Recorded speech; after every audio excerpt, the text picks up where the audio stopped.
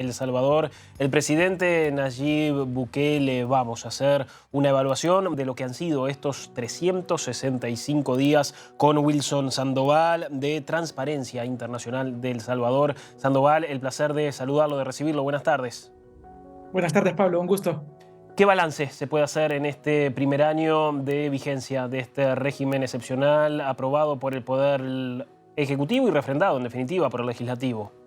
Claro, bueno, luego de un año de este régimen de excepción que se aprueba posterior al asesinato de 82 personas en uno de los fines de semana más sangrientos de la historia salvadoreña, el pasado año 2022, podríamos analizar el régimen a la luz de la perspectiva de los derechos humanos en primer lugar.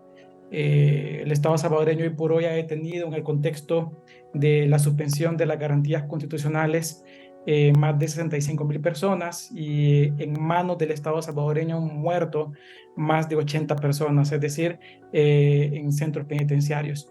Hay que destacar que estas detenciones y estas muertes también en centros penitenciarios se han dado con la suspensión de dos garantías elementales. La primera es que los salvadoreños y salvadoreñas que han sido detenidos en el régimen de excepción no tienen derecho a ejercer defensa técnica frente a un tribunal, y en segundo lugar tampoco tienen derecho a ser informados de los delitos en que han sido detenidos.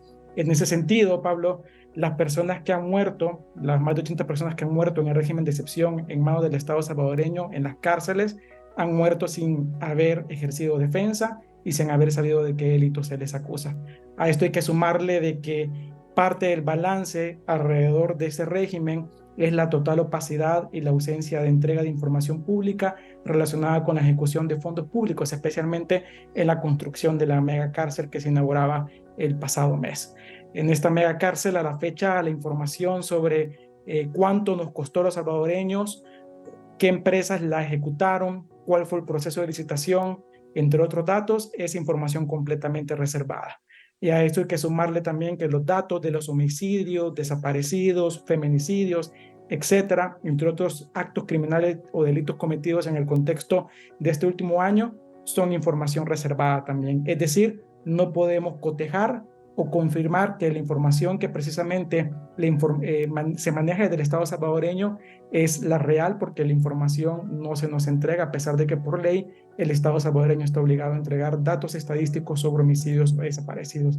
Es decir, en resumen, un balance negativo sin dejar de tomar en cuenta de que lo que disparó este régimen de excepción fue precisamente, como muchos medios de comunicación han señalado y han sostenido y han evidenciado, fue el fracaso de las negociaciones entre la Presidencia de la República y las principales pandillas, la MS en este caso, un fracaso de la tregua que había sustentado precisamente, o el pacto, ¿no?, que había sustentado la política de seguridad de la Presidencia de la República. En ese sentido, repito, un sentido negativo, un sentido de un balance opaco, oscuro, donde no hay mayor rendición de cuentas de las decisiones que se toman dentro de esta caja negra que es la administración pública salvadoreña.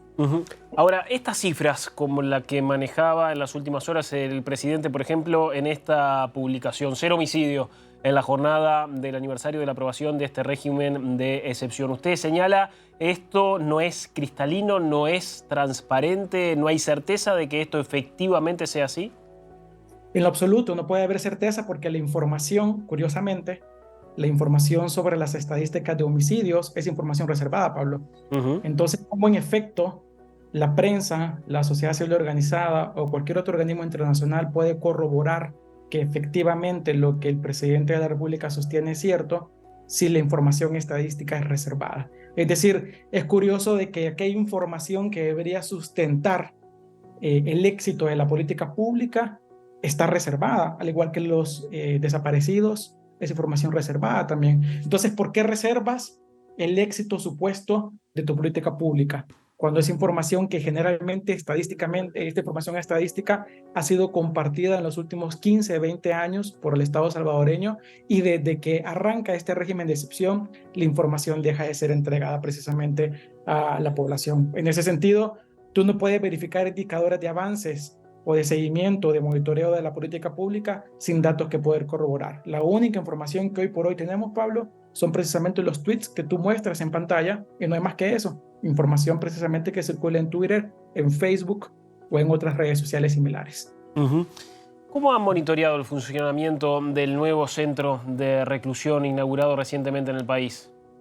Mira, ha sido muy complicado. En primer lugar, el centro se da su construcción, para empezar, dentro de una aprobación que hace la Asamblea Legislativa del Congreso salvadoreño, donde el Ministerio de Seguridad y Justicia puede ejecutar compras o adquisiciones, incluyendo proyectos de infraestructura, sin utilizar la ley de adquisiciones y contrataciones de la administración pública. Es decir, puede totalmente de forma discrecional ejecutar cualquier compra. En ese sentido, este centro penitenciario que observamos se realizó sin haber ejecutado ningún proceso de licitación. Es decir, como le decía en el preámbulo, desconocemos cuánto ha costado esta cárcel, desconocemos qué empresa la ejecutó, si hubo un proceso de licitación o no, cuáles fueron las bases de esas licitaciones, y en ese sentido nos parece que la cárcel es precisamente una puerta completamente abierta a la corrupción, no solo porque la información ha sido totalmente reservada, Pablo, sino porque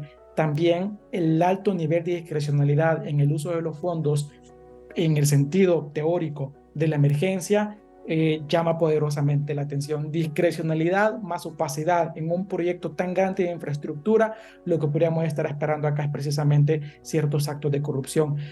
Esta cárcel, Pablo, es una caja negra. ¿Y por qué digo caja negra? Porque es imposible identificar qué es lo que sucede alrededor de la misma en cuanto a la gestión, en cuanto a los gastos que implicó la construcción.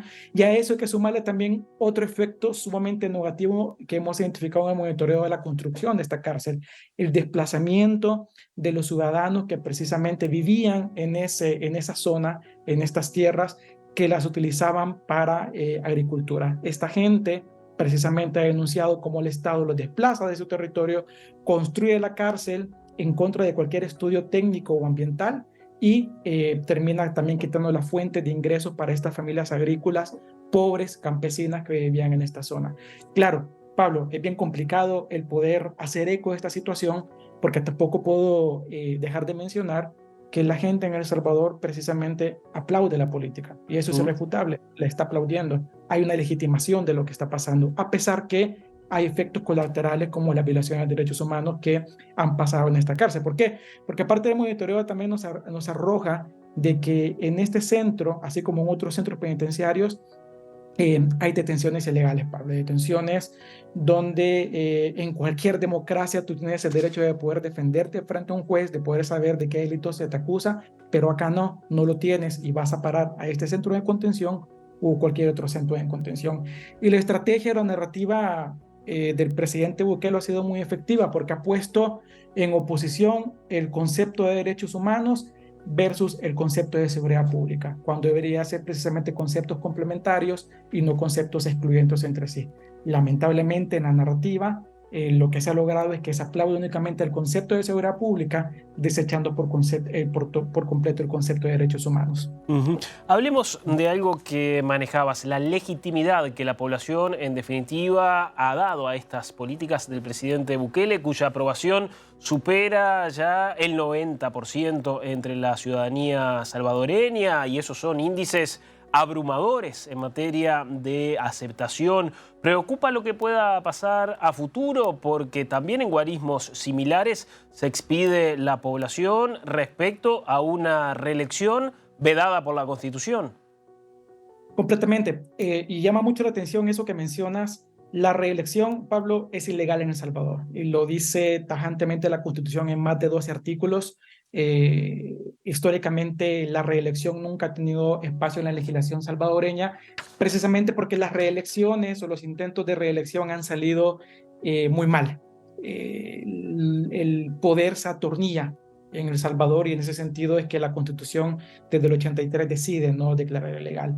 Con respecto al tema de la aprobación, hay una cuestión muy importante aquí, Pablo.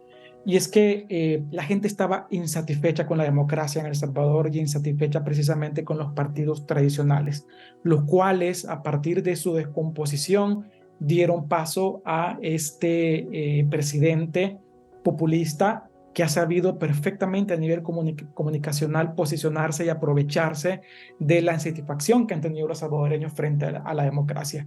Y esto es un ejemplo muy similar de lo que pasó en Venezuela o en Nicaragua, Pablo, donde también la gente manifestó en un principio un alto nivel de aprobación por dictadores como Ortega o como Maduro, que en los primeros años se le alababa o se le aplaudía. Lo mismo, el mismo libreto está pasando con Bukele. La gente le aplaude por la insatisfacción o la incapacidad que tuvo el sistema de resolver problemas tan básicos como acceso al agua potable, como la seguridad pública, entre otros. ¿Qué sostiene la narrativa, Pablo, del presidente Bukele? Una sola cosa: el tema precisamente de la reducción de homicidios, es decir, el tema de seguridad pública. Si tú sustraes de lo que los salvadoreños viven a diario el tema de seguridad pública como éxito, no te queda ningún otro éxito, porque los salvadoreños no han visto ninguna otra mejora en términos de sistema de salud, empleo, economía, entre otros. Más de 180 salvadoreños intentan cruzar a diario la frontera entre México y Estados Unidos, la frontera sur de los Estados Unidos. Esto es a diario. Es decir, la gente sigue yéndose de este país, Pablo, porque las condiciones que originan la desigualdad y la pobreza persisten. Por eso repito, lo único que sostiene entonces hoy por hoy la legitimidad del presidente Bukele es el tema de seguridad.